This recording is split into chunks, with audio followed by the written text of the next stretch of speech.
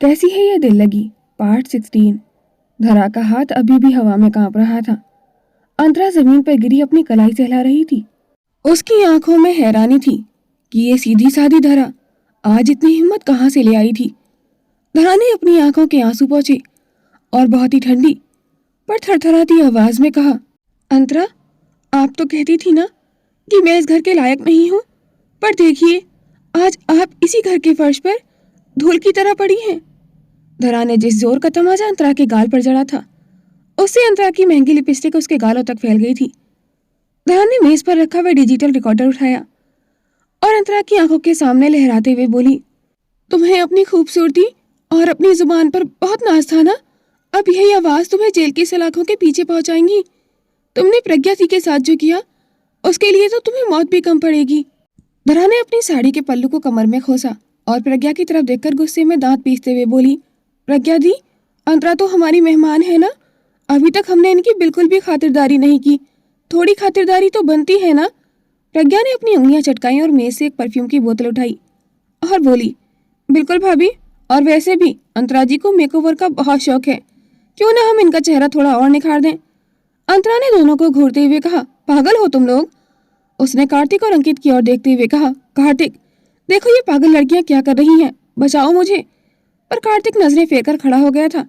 तभी प्रज्ञा ने एक जग से बर्फीला ठंडा पानी अंतरा के ऊपर उड़ेल दिया था। बर्फीले ठंडे पानी की उस बौछार ने अंतरा की चीख निकाल दी थी। उसका महंगा मस्कारा आंखों के नीचे काला होकर बहने लगा था। धरा धीरे से झुकी और अंतरा के गीले बालों को उंगली से पीछे करते हुए बोली, अंतरा जी, बुरा मत मानिए, पर आपकी ये सूरत आपकी नीयत से फिर भी बेहतर लग रही है। प्रज्ञा दी, इनके बाल थोड़े उलझे हुए नहीं लग रहे? मेहमान नवाजी में कोई कमी नहीं रहनी चाहिए। प्रज्ञा और धरा ने उसका मेकअप से जोकर बना दिया था। एक तरफ प्रज्ञा और धरा अंतरा की बैंड बजा रही थी, वहीं एक कोने में खड़ा अंकित पत्थर की मूर्त बना हुआ था। अंतरा की चीखें उसके कानों में चुभ रही थी। भले ही अंतरा ने पाप की सारी हदें पार कर दी थी, पर आखिर वो उसकी सगी बहन थी। एक ही कोख से जन्मे थे दोनों।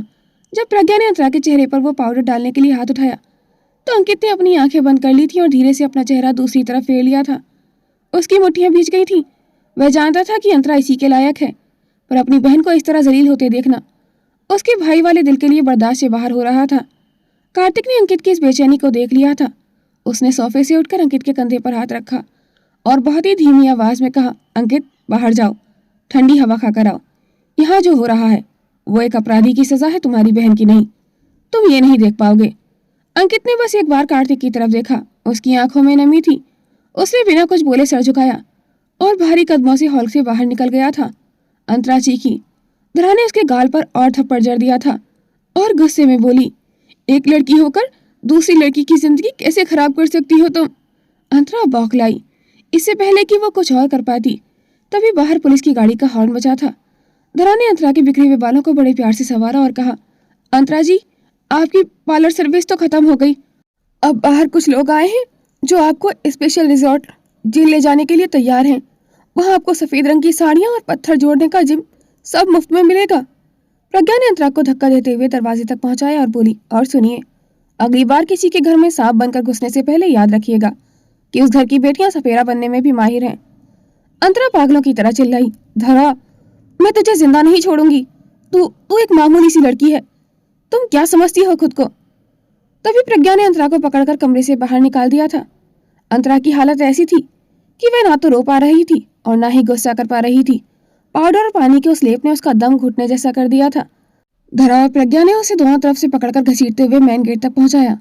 बाहर खड़ी पुलिस भी अंतरा का हुलिया देखकर अपनी हंसी नहीं रोक पाई थी। जैसे ही इंस्पेक्टर आगे बढ़े, अंतरा ने आखिरी दाव खेलने की कोशिश की। उसने कांपते हाथों से इंस्पेक्टर का हाथ पकड़ना चाहा और रोते हुए बोली, इंस्पेक्टर देखिए, इन लोगों ने मेरा क्या हाल कर दिया है। ये धरा और प्रज्ञा, इन्होंने मुझे मारा है, मुझ पर हमला किया है, मुझे बचाइए। इंस्पेक्टर ने तिरस्कार से अंतरा का हाथ झटक दिया था और अपनी जेब से वही वॉइस रिकॉर्डर निकाला जो अंकित ने दिया था। अंतरा जी, आपकी आवाज बहुत सुरीली है, खासकर जब आप अपनी साजिशें कबूल कर रही होती हैं। हमारे पास आपके खिलाफ किडनैपिंग, हत्या की कोशिश और धोखाधड़ी के पुख्ता सबूत हैं।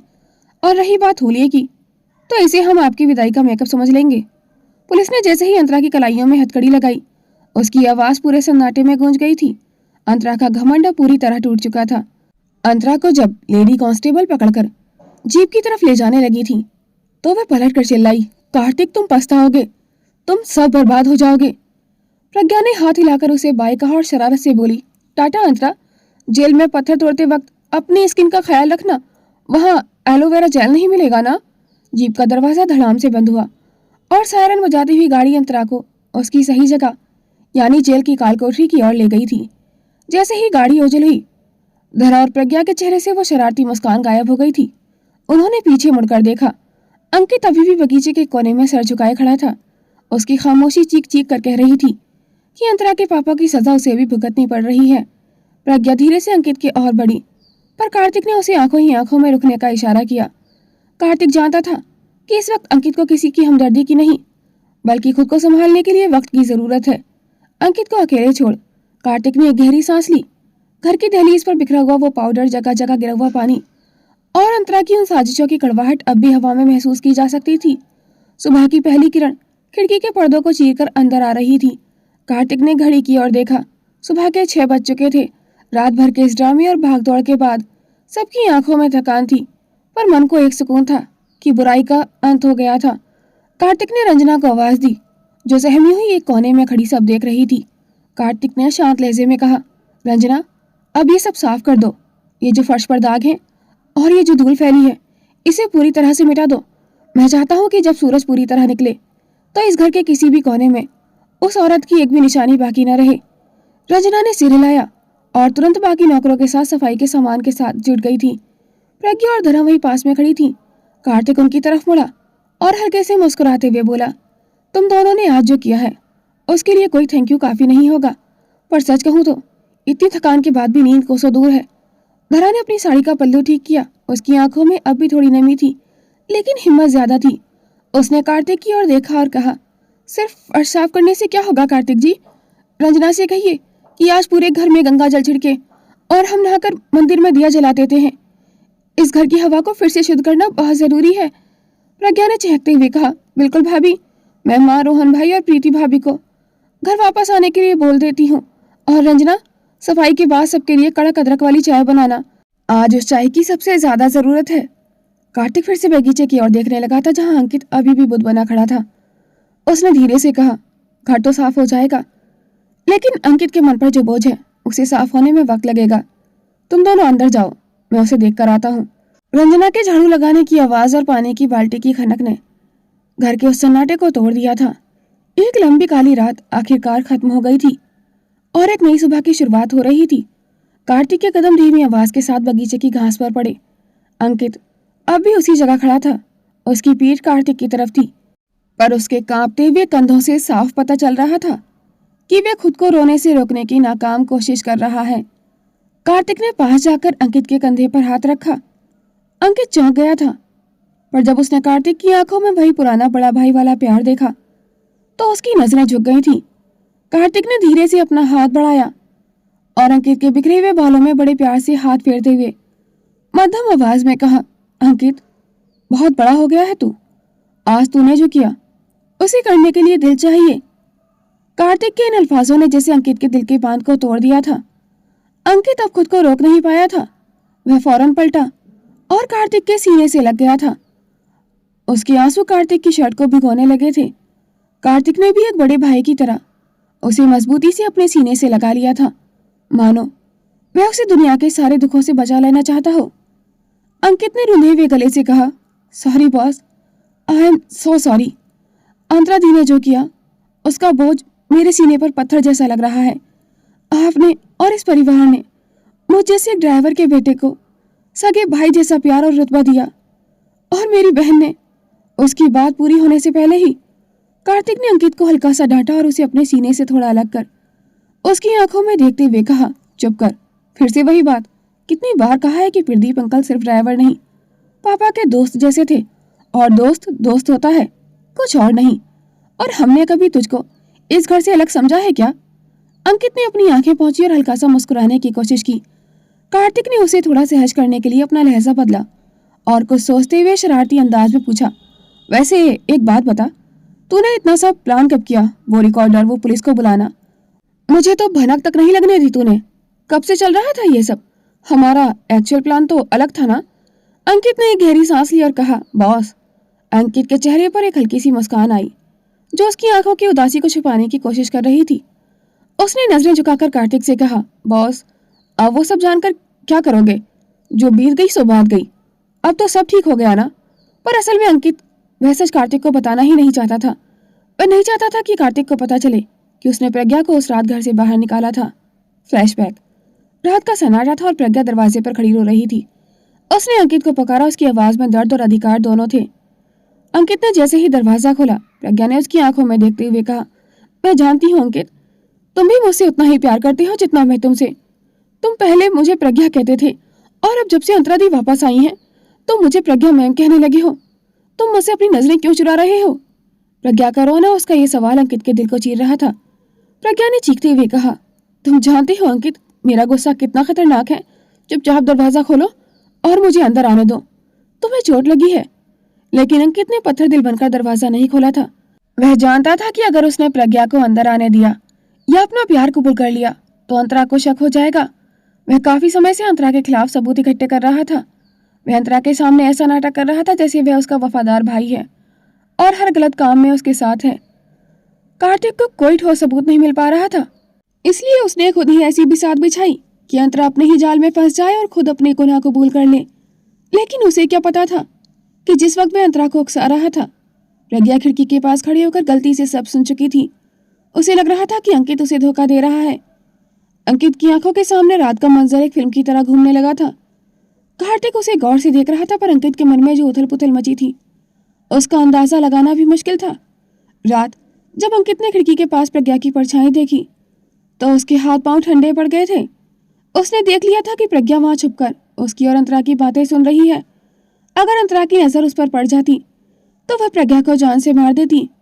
अंकित ने फौरन बात पलटी और अंतरा को बिल्ली का झूठ बोलकर वहां से निकल गया था ताकि अंतरा का ध्यान भटके। वह अपनी गाड़ी लेकर निकला तो था, पर कुछ ही दूर ड्राइव करने के बाद उसका मन बुरी तरह घबराने लगा था। उसे लगा जैसे कुछ अनहोनी होने वाली है। उसने तुरंत गाड़ी मोड़ी और वापस सूरी सदन की तरफ भागा। जब वह वहां पहुंचा तो उसके होश उड़ गए थे।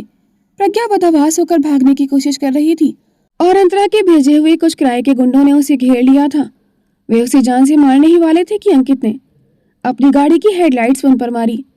अंकित जानता था कि अगर उसने यहाँ कमजोरी दिखाई तो वह प्रज्ञा को नहीं बचा पाएगा। उसने अपने चेहरे पर एक क्रूर हंसी ओढ़ी और चिल्लाकर बोला, रुको, इसे कोई हाथ नहीं लगाएगा। यह मेरा शिकार है, इसे तो मैं ही अपने रास्ते से हटाऊंगा। ये मेरा सच जान चुकी है। अंतरा वहीं खड़ी ये सब देख रही थी। अंकित ने प्रज्ञा का हाथ इतनी जोर से पकड़ा कि उसे दर्द हुआ, पर उसकी आंखों में प्रज्ञा के लिए गहरा संदेश था। उसने प्रज्ञा को टॉर्चर करने का नाटक किया, उसे घसीटा और एक अंधेरे कोने में ले जाकर उसे दीवार से सटा दिया था। वहां अंतरा की नजरों से बचकर अंकित ने प्रज्ञा के कान में फुसफुसाते हुए कहा, प्रज्ञा मेरी बात ध्यान से सुनो।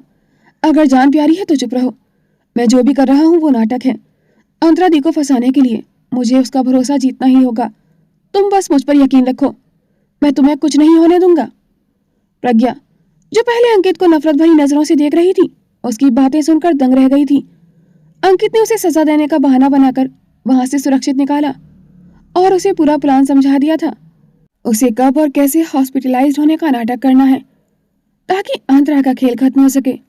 फ्लैशबैक समाप्त। अंकित को खामोश देख कार्तिक ने उसके कंधे को झकझोरा। कहाँ खो गया, बताना। यह आइडिया आया कहाँ से? अंकित ने खुद को संभाला और एक लंबी सांस लेकर कहा, बस बहुत सही वक्त का इंतजार था। मुझे पता था कि अंतरा दी अपनी जीत के नशे में सब उगल देंगी और बस वही हुआ। चलिए हम अंदर चलते हैं। प्रज्ञा में मेरा मतलब है प्रज्ञा और भाभी इंतजार कर रही होंगी। कार्तिक ने उसे गौर से देखा। उसे लगा जैसे अंकित को छुपा रहा है, पर उसने उसे और कुरेदना ठीक नहीं समझा था। कार्तिक और अंकित जब घर के अंदर दाखिल हुए तो फिजा बदल चुकी थी। रंजना और बाकी नौकरों ने मिलकर घर का कोना कोना चमका दिया था। हवा में अब साजिशों की बू नहीं बल्कि ताजे पानी और पोंछे की खुशबू थी। कार्तिक ने चारों तरफ नजर घुमाई, पर उसे धरा कहीं नजर नहीं आई थी। उसने सोफे पर बैठी प्रज्ञा से पूछा, प्रज्ञा, धरा कहाँ है? दिखाई नहीं दे रही। प्रज्ञा ने चाय का कप मेज पर रखते हुए कहा, भाभी, आई थिंक वो नहाने गई हैं। उन्होंने कहा था कि इस घर की कड़वाहट उतारने के लिए सबसे पहले खुद नहाकर मंदिर में दिया जलाएंगी। नहाने की बात सुनते ही कार्तिक के चेहरे पर एक शरारती मुस्कान तैर गई थी। उसकी आंखों में एक चमक सी आ गई थी, जिसे देखकर प्रज्ञा ने हल्का सा सिर हिलाया। प्रज्ञा फिर अंकित की तरफ मुड़ी और प्यार से बोली, अंकित, तुम भी हाथ मुंह धोकर नाश्ता कर लो। मैंने मॉम, रोहन भाई और प्रीति भाभी को फोन कर दिया है, वो बस आते ही होंगे। अंकित ने बस एक छोटी सी मुस्कान दी और उसके हाथ और सर की चोट देखने लगा था। इधर ऊपर कमरे में धरा गुस्से में इधर उधर घूम रही थी। उसका चेहरा तमतमाया हुआ था। जैसे ही कार्तिक कमरे में दाखिल हुआ, उसने देखा कि अलमारियां खाली पड़ी हैं। कार्तिक आज पूरे रोमांस के मूड में था, पर धरा को इस तरह परेशान और गुस्से में देख वो थोड़ा ठिठक गया था। उसने गहरी सांस ली और धीरे से उसके पास जाकर बोला, क्या हुआ मेरी जान, इतनी सुबह सुबह इतना गुस्सा? धरा ने चिढ़ते हुए अलमारी की तरफ इशारा किया। देखिए ना कार्तिक जी, उस संतरा ने तो हद कर दी। मेरे सारे कपड़े, मेरी साड़ियाँ सब फेंकवा दी। अलमारी में एक कपड़ा नहीं छोड़ा उसने। अब मैं क्या पहनूंगी? कार्तिक ने एक शरारती नजर धरा पर डाली और उसे टीज करते हुए बहुत ही मधोश आवाज में बोला, तो कपड़ों की जरूरत ही क्या है धरा? वैसे भी आज सुबह तो बहुत सुहानी है। धरा ने एक नजर कार्तिक को देखा और उसकी बातों का मतलब समझते ही वो हड़बड़ाते हुए बोली, कार्तिक जी। धरा शर्म से लाल हो गई थी।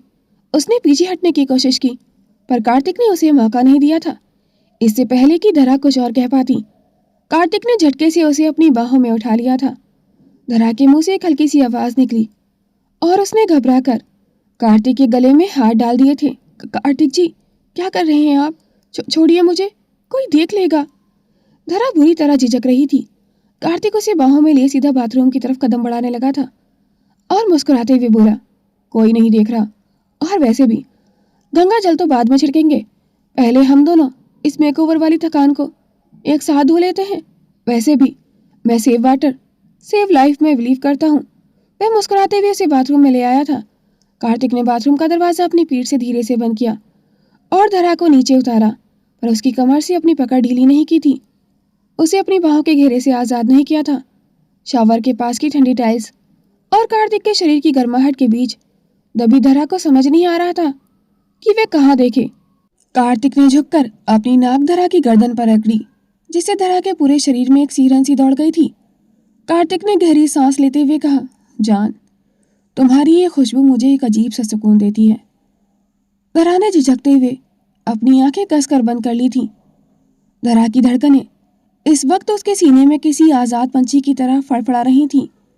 कार्तिक की गर्म सांसें जब उसकी गर्दन को छू रही थीं, तो उसे महसूस हुआ जैसे उसके पैर जमीन छोड़ रहे हैं।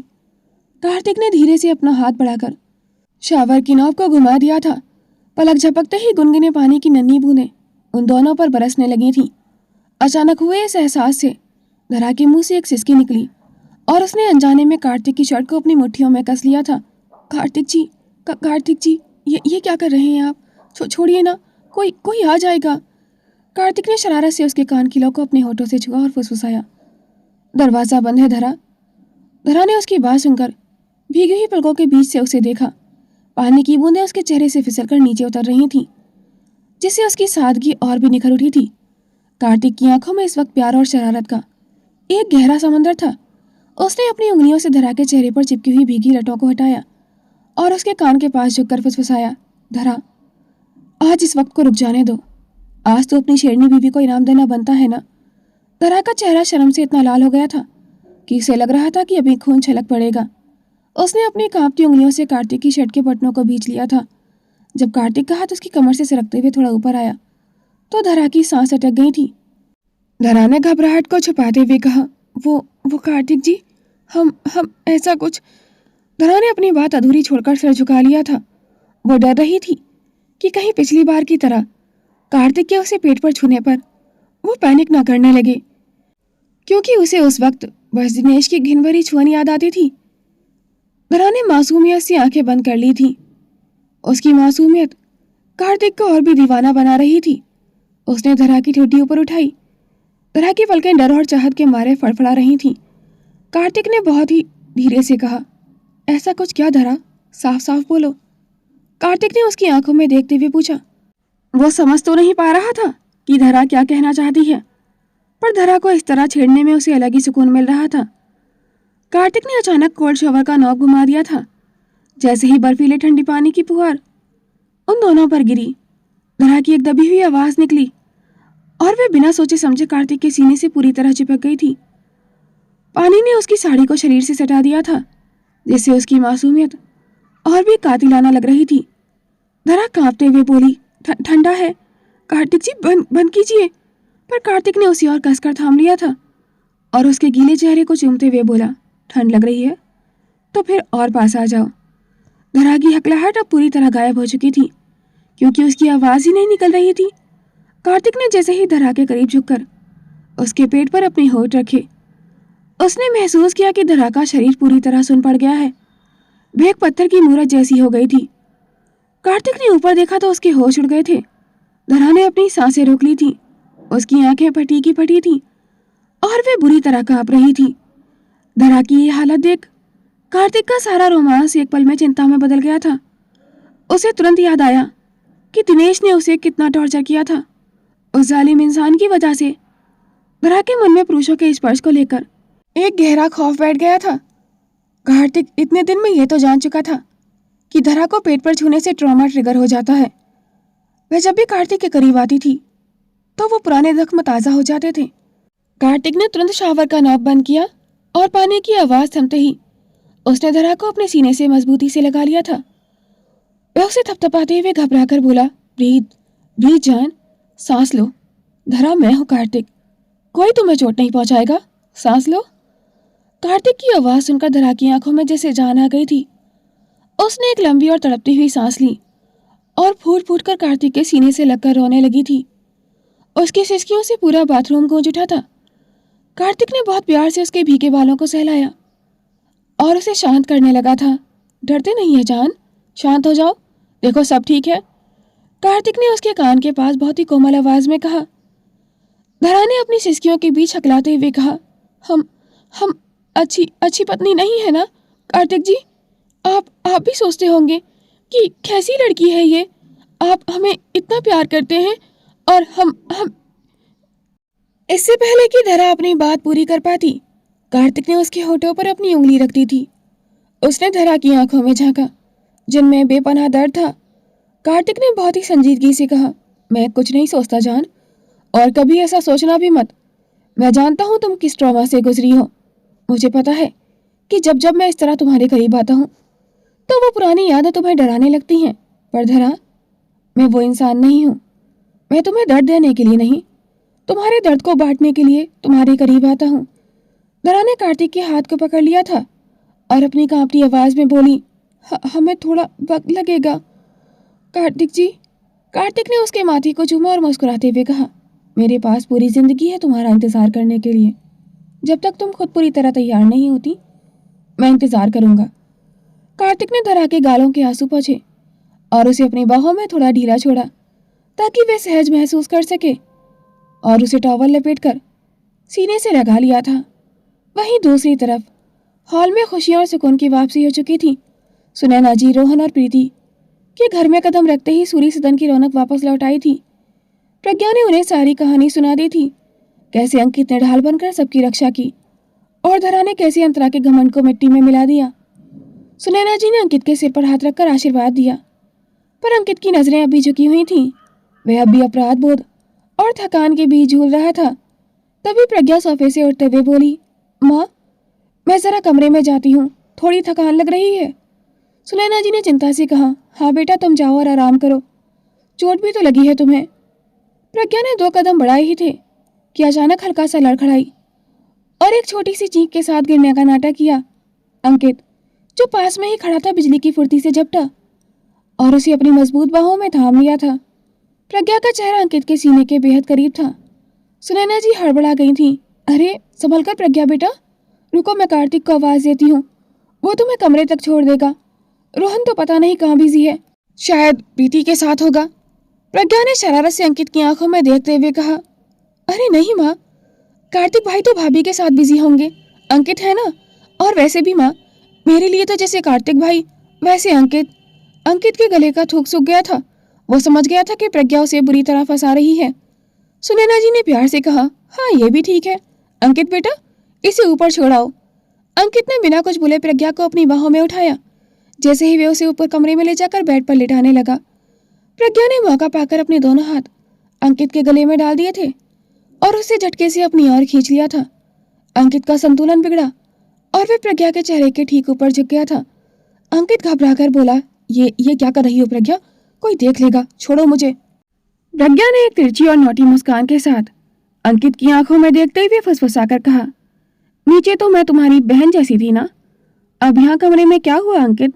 वैसे तुम्हारी बाहें काफी मजबूत हैं। अंकित की धड़कनें तेज हो गई थी उसकी इस बात पर। प्रज्ञा जितना अंकित से प्यार करती थी, उससे कहीं ज्यादा अंकित प्रज्ञा से मोहब्बत करता था। उसने प्रज्ञा की पकड़ से छूटने की कोशिश की, पर प्रज्ञा ने अपनी पकड़ और मजबूत कर ली थी। वह अंकित को उसकी चुप्पी और उस प्रज्ञा मैम वाले नाटक के लिए तड़पाना चाहती थी। अंकित ने हक बकाते हुए कहा, प्रज्ञा तुम पागल हो गई हो, बाहर मम्मी है, कार्तिक बॉस हैं। प्रज्ञा ने उसकी नाक को धीरे से छुआ और शरारत से बोली, बॉस के चमचे, पहले ये बताओ रात मुझे बाहर निकालकर कैसा लगा था? आज तो तुम्हें इसकी सजा भुगतनी ही पड़ेगी। अंकित की घबराहट देख प्रज्ञा के चेहरे पर एक विजयी मुस्कान आ गई थी। वह अंकित की बेबसी का पूरा लुत्फ उठा रही थी। उसने अंकित के कॉलर को अपनी उंगलियों में लपेटा और उसे और करीब खींचते हुए कहा, बहुत बड़े सीक्रेट एजेंट बनते हो ना? रात मुझे अंधेरे में बाहर खड़ा करके बड़ा मजा आ रहा था। अब बोलो प्रज्ञा मैम, कहाँ गई तुम्हारी वह अकड़? अंकित ने हड़बड़ाते हुए कहा, प्रज्ञा देखो, ये मजाक भारी पड़ सकता है। नीचे सब इंतजार कर रहे हैं मेरा। तुम्हें ये मजाक लग रहा है? प्रज्ञा ने तेजी से अपना फोन निकाला, कैमरा ऑन किया और इससे पहले कि अंकित को समझ पाता, उसने अपनी आंखें बंद की और अंकित के होठों पर एक छोटा सा पर प्यारा सा किस कर दिया था। साथ ही उसने परफेक्ट टाइमिंग के साथ एक फोटो भी खींच ली थी। अंकित के शरीर में जैसे बिजली सी दौड़ गई थी। उसने इंस्टिंक्टली खुद को पीछे खींचने की कोशिश की, लेकिन अचानक आई इस हरकत ने उसे पल भर के लिए जड़ कर दिया था। उसे उम्मीद नहीं थी कि प्रज्ञा इस तरह से उसके करीब आ जाएगी। अंकित पत्थर का बुत बनकर रह गया था। प्रज्ञा ने फोन उसके चेहरे के सामने लहराया और शरारत से बोली, अब देखो मिस्टर अंकित, ये रही हमारी प्यारी सी फोटो। अब चुपचाप पापा के पास जाओ और कार्तिक भाई को भेजो हमारे रिश्ते की बात करने के लिए, वरना ये फोटो सीधे फैमिली ग्रुप में जाएगी। चॉइस तुम्हारी है। अंकित एक पल के लिए सन रह गया था। उसकी तो जैसे सांसें ही अटक गई थी। वह फटी फटी आंखों से कभी प्रज्ञा को मुस्कुराते चेहरे को देखता, तो कभी उस फोन की स्क्रीन को, जिसमें उसकी बदनामी और प्रज्ञा की जिद साफ कैद हो चुकी थी। उसके माथे पर पसीने की बूंदें चमकने लगी थी और जुबान ने तो साथ देना ही छोड़ दिया था। प्रज्ञा ने अपनी पकड़ थोड़ी ढीली की और बड़े इत्मीनान से बिस्तर पर बैठते हुए अपने बिखरे बाल संवारे। उसने बड़ी मासूमियत से अपनी पलकें झपकाई और शरारत से पूछा, क्या हुआ मिस्टर सीक्रेट एजेंट, अब पसीने क्यों छूट रहे हैं? नीचे तो तुम बड़े अनुशासन और प्रज्ञा मैम वाले कायदे सिखा रहे थे, अब कहाँ गई वो सारी अकड़? अंकित ने हकलाते हुए कहा, प्रज्ञा तुम सच में पागल हो गई हो। यह क्या बचपना है? अगर किसी ने देख लिया तो अनर्थ हो जाएगा। और ये फोटो, इसे अभी डिलीट कर दो, मैं बता रहा हूँ। किसी को पता चला तो मैं क्या जवाब दूंगा? प्रज्ञा ने फोन को अपने सीने से लगा लिया और अपनी तिरछी मुस्कान के साथ बिस्तर से उठी। वह धीरे धीरे अंकित की ओर बढ़ी, जो अब दीवार से सटकर खड़ा था। प्रज्ञा ने उसके कोट के बटन ठीक करते हुए फुसफुसाकर कहा, डिलीट? सच में अंकित, इतनी मेहनत से तो शिकार जाल में फंसा है। अब तो बस दो ही रास्ते हैं तुम्हारे पास, या तो अभी नीचे जाओ और कार्तिक भाई को मनाओ कि वो पापा से हमारे रिश्ते की बात छेड़ें, या फिर मैं बस एक क्लिक करूंगी और ये फोटो सीधे फैमिली ग्रुप के टॉप पर होगी। सोच लो, दामाद बनकर इज्जत पाना चाहते हो या मजनू बनकर घर से निकाले जाना चाहते हो? प्रज्ञा जानती थी कि वह हद पार कर रही है, मगर ये सब उसके लिए गुस्से और बचपने से निकला एक खेल था, कोई साजिश नहीं। अंकित ने कमरे के बंद दरवाजे की तरफ देखा और फिर हार मानकर एक लंबी सांस ली। उसे पता था कि प्रज्ञा जितनी चुलबुली दिखती है उतनी ही जिद्दी भी है। अचानक उसके चेहरे के भाव बदले, उसकी घबराहट गायब हो गई थी और आंखों में वही बेपनाह मोहब्बत चमक उठी थी जिसे वह दुनिया से छुपाता फिर रहा था। उसने प्रज्ञा की कलाई पकड़ी और उसे अपनी ओर थोड़ा करीब खींचते हुए संजीदगी से बोला, तुम्हें लगता है मैं डरा हुआ हूं पागल लड़की? अंकित ने झटके से प्रज्ञा की कमर में हाथ डाला और उसे बेड पर थोड़ा और पीछे की तरफ झुका दिया था। प्रज्ञा, जो अब तक उसके साथ खेल रही थी, अचानक अंकित के इस बदले हुए रूप से दंग रह गई थी। अंकित का चेहरा अब उसके चेहरे से महज 1 इंच की दूरी पर था। अंकित ने बहुत ही गहरी और मर्दाना आवाज में प्रज्ञा की आंखों में देखते हुए कहा, फोटो ले ली तुमने, धमकी भी दे दी, तुम्हें क्या लगा था सिर्फ तुम ही खेलना जानती हो? अंकित ने अपना चेहरा प्रज्ञा के कान के पास झुकाया और बहुत ही धीरे से फसफसाया, रिश्ते की बात तो मैं करूंगा ही, पर सजा तो तुम्हें भी मिलनी चाहिए ना, रात मुझे पत्थर दिल बनने पर मजबूर करने की। अंकित ने धीरे से प्रज्ञा के कान के नीचे अपनी गर्दन रगड़ी, जिससे प्रज्ञा के पूरे शरीर में बिजली दौड़ गई थी। प्रज्ञा, जो अब तक शेरनी बनी हुई थी, अचानक एक भीगी बिल्ली की तरह शर्मा गई थी। उसकी सांसें तेज हो गई थीं और उसने अंकित के सीने पर हाथ रख दिया था। अंकित ने शरारत से मुस्कुराते हुए उसकी आंखों में देखा और कहा, क्या हुआ प्रज्ञा, तुम्हारा वो खतरनाक गुस्सा कहाँ गया? अब क्यों तुम्हारी आवाज नहीं निकल रही? प्रज्ञा ने अपनी नजरें झुका ली थी। उसका पूरा चेहरा टमाटर की तरह लाल हो गया था। वह जो अंकित की बैंड बजाने आई थी, खुद अंकित के प्यार के जाल में बुरी तरह फंस गई थी। अंकित ने उसके बालों को पीछे करते हुए कहा, मिस ड्रामेबाज, मैं इस फोटो से नहीं डर रहा। मैं इस बात से डर रहा हूं कि अगर तुम्हारे पापा ने मना कर दिया तो मैं जीऊंगा कैसे? रात तुम्हें अंधेरे में बाहर खड़ा करके मैं खुद नहीं सोया था। हर पल खिड़की से तुम्हें देख रहा था कि कहीं तुम्हें ठंड ना लग जाए या तुम डर ना जाओ, पर मेरी मजबूरी थी। अब आराम करो। कोमा में नहीं गई, पर इसका मतलब ये नहीं कि तुम्हें चोट नहीं लगी है। प्रज्ञा की शरारत भरी आंखों में अचानक नमी तैर गई थी अंकित की ये फिक्र देखकर। तभी बाहर से कार्तिक की तेज आवाज गूंजी, प्रीति, धरा के कपड़े उसके कमरे में भिजवा दो, रूम में कुछ नहीं है उसके लिए। तभी उसे अंकित का ख्याल आया, अंकित कहाँ रह गए? मम्मी चाय का पूछ रही हैं और पापा एयरपोर्ट पर तुम्हारा इंतजार कर रहे हैं। अंकित हड़बड़ाकर पीछे हटा और जल्दी जल्दी अपना कोट ठीक करने लगा था। प्रज्ञा ने मुस्कुराते हुए अपना फोन हवा में लहराया और आंख मारते हुए कहा, जाओ अंकित जी, मैदानी जंग इंतजार कर रहा है। याद रखना, फोटो मेरे अंगूठे के ठीक नीचे है। अंकित ने दरवाजे की ओर बढ़ते हुए मुड़कर देखा और धीमी आवाज में बोला, जा रहा हूं, अपनी जान हथेली पर रखकर। पर याद रखना प्रज्ञा, इस हरकत का हिसाब मैं शादी के बाद सूद समेत वसूल करूंगा। वैसे फोटो संभाल कर रखना, वो हमारी पहली किस की निशानी है। और हाँ, रिश्ते की बात तो मैं डंके की चोट पर करूंगा। प्रज्ञा बस तकिए में अपना मुंह छुपाकर रह गई थी। उसका दिल जोरों से धड़क रहा था। 3 महीने बाद, 3 महीने का समय पलक झपकते ही बीत गया था, लेकिन इन 3 महीनों में घर की पूरी तस्वीर बदल गई थी। अंकित और प्रज्ञा का वह सीक्रेट अब धीरे धीरे एक संजीदा रिश्ते की शक्ल ले चुका था। लेकिन घर के बाकी सदस्यों को प्रज्ञा और अंकित के बीच क्या पक रहा है, इसकी भनक तक नहीं थी। हॉल में धूप की सुनहरी किरणें खिड़की से अंदर आ रही थीं। कार्तिक मेज पर कुछ किताबें फैलाए बैठा था और उसके सामने धरा बैठी हुई थी, जो इंग्लिश के मुश्किल शब्दों को देखकर ऐसे मुंह बना रही थी जैसे उसने कोई कड़वी दवा देख ली हो। कार्तिक ने सख्ती से कहा, धरा, मैंने कहा ध्यान दो। इसे प्रोनाउंसिएशन नहीं, प्रोनाउंसिएशन कहते हैं। तुम इसे प्रोनाउंसिएशन क्यों पढ़ रही हो? और ये ग्रामर के रूल्स कितनी बार समझाऊं तुम्हें? धरा ने चिढ़ते हुए कहा, कार्तिक जी, अब क्या मैं इंग्लैंड की रानी बनूंगी?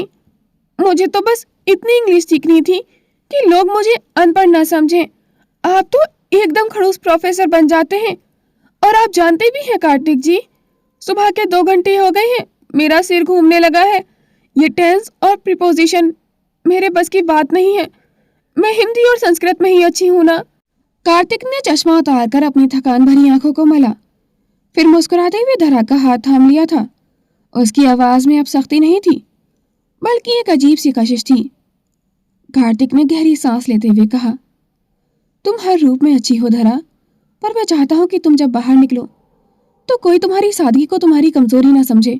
चलो, बस ये लास्ट एक्सरसाइज, फिर मैं तुम्हें तुम्हारी पसंद की आइसक्रीम खिलाने बाहर ले जाऊंगा। पर हाँ, शाम को जिम में 2 घंटे एक्स्ट्रा क्लास जरूर होगी सेल्फ डिफेंस की। कार्तिक की बात सुनकर धरा ने तुरंत अपना हाथ छुड़ाया और अपनी आंखें सिकोड़ते हुए कार्तिक को ऐसे देखा जैसे उसने कोई बहुत बड़ी नाइंसाफी कर दी हो। आइसक्रीम, बस एक आइसक्रीम के लिए मैं अपनी जान दे दूं? धरा ने मासूमियत से अपना माथा पकड़ लिया था, जैसे उसकी चोरी पकड़ी गई हो। पिछले 2 दिन से वो पैर में मोच आने का बहाना बनाकर बच रही थी। धरा ने अपनी कुर्सी को थोड़ा पीछे खिसकाया और अपने दाएं पैर को बड़ी सावधानी से ऐसे सहलाने लगी जैसे उसमें अभी अभी कोई बिजली का झटका लगा हो। उसने जल्दी से मासूम सी आवाज में कहा, आउच, देखा ना कार्तिक जी, आपने जैसे ही जिम का नाम लिया मेरी मोच फिर से उभर आई। उसने एक लंबी आह भरी और चेहरे पर दुनिया भर का दर्द समेट लिया था। ये बेचारा पैर कल रात से ही इतना दुख रहा है, पर मैंने सोचा नहीं धरा, कार्तिक जी बुरा मान जाएंगे, पढ़ाई पर ध्यान दो। पर अब आप हैं कि इस टूटे पैर के साथ मुझे जिम में उछल कूद करने को कह रहे हैं। ये तो सरासर जुल्म है। कार्तिक ने एक गहरी सांस ली और अपनी बाहें सिकोड़कर उसे गौर से देखने लगा था। वह जानता था कि धरा की ये मौज सिर्फ जिम के दरवाजे तक ही रहती है। मॉल या आइसक्रीम पार्लर में वह गायब हो जाती है। कार्तिक थोड़ा झुककर उसके पैर की तरफ देखने लगा था और बोला, अच्छा, मौज दाएं पैर में है या बाएं में? क्योंकि कल तो तुम बाएं पैर को पकड़कर बैठी थी। धरा एक पल के लिए ठिठकी, पर उसने हार नहीं मानी थी। वो असल में दर्द शिफ्ट हो गया है कार्तिक जी, उसने अपनी घबराहट छिपाते हुए कहा। और ये सेल्फ डिफेंस, भला मुझे इसकी क्या जरूरत? जब आप मेरे साथ होते हैं तो मुझे किसी कराटे वराटे की क्या जरूरत है? आप ही बन जाइएगा मेरे बॉडीगार्ड। वैसे भी आपकी ये प्रोफेसर वाली डांट सुनकर तो अच्छे अच्छे गुंडे वैसे ही भाग जाएंगे। कार्तिक अपनी हंसी नहीं रोक पाया था। उसने मेज पर झुकते हुए कहा, बहाने बनाने में तुम्हारा कोई मुकाबला नहीं है धरा, पर यह बॉडीगार्ड वाली ट्रिक आज काम नहीं आएगी। धरा, सेल्फ डिफेंस की जरूरत तुम्हें है और मैं तुम्हें इंग्लैंड की रानी नहीं बल्कि इस जमाने की वो निडर औरत बनाना चाहता हूँ जिससे आंखें मिलाने से पहले गुनाहगारों की रूह कांप जाए। जैसे अंतरा के सामने तुम शेरनी की तरह खड़ी हुई थी, मैं हमेशा वो रूप देखना चाहता हूँ तुम्हारा। धरा की शिकायतें उसकी इन बातों को सुनकर धीरे धीरे पिघलने लगी थीं। कार्तिक के प्यार भरी जिद के आगे उसने घुटने टेक दिए थे और फिर से किताब में सिर खपाने लगी थी। वहीं दूसरी तरफ ऊपर के कमरे का माहौल थोड़ा शांत और गंभीर था।